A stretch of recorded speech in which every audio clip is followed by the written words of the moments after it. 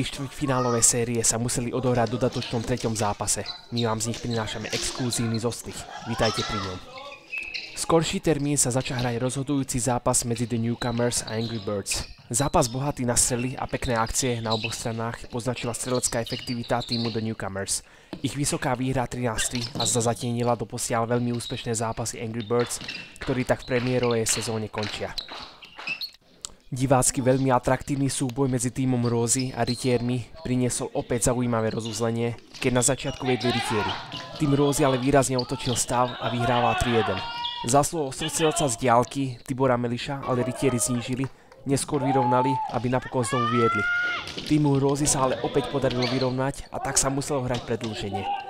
V ňom sa strelou z veľkej diaľky blísol opäť Tibor Meliš, ktorý takto poslal Rytierov do boja o medaily.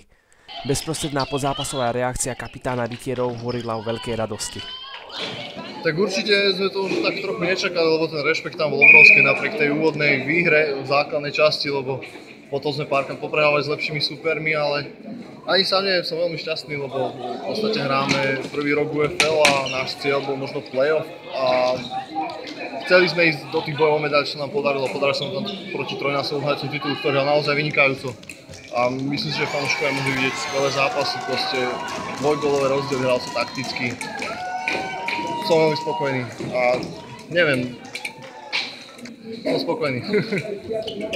Po rokoch to bude prvýkrát, čo trojnásobný majster ligy nepostúpil do ďalších bojov o medaily.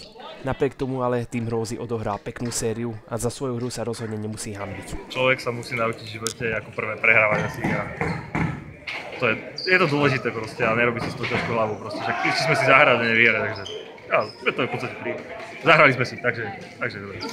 Posledný zápas medzi GMA Bulls a Budoj Bulldogs pravdepodobne poznačila absencia kanoniera za Bulldogov, Jara Gunára. Opäť sa ale osvedčilo pravidlo, že tým, ktorý stredli prvý gól, napokon aj vyhrá. Bolo tomu tak aj v tomto zápase, Bulls viedli ako prvý a napokon aj vyhrali presvedčivo 7-2. Výsledky ako aj ďalšie štatistiky môžete vidieť v nasledovnom prehľade.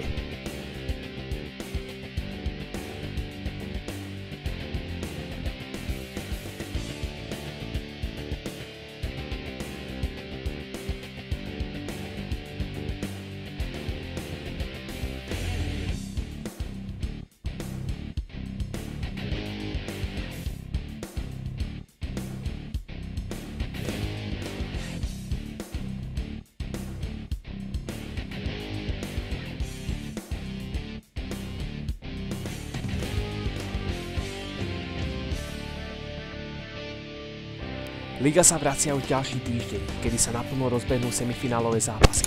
Buďte pri nich i vy, nenechajte si ich ujsť. Nenechajte si ujsť ani novinky zo sveta UFL, exkluzívne len na našom Facebooku.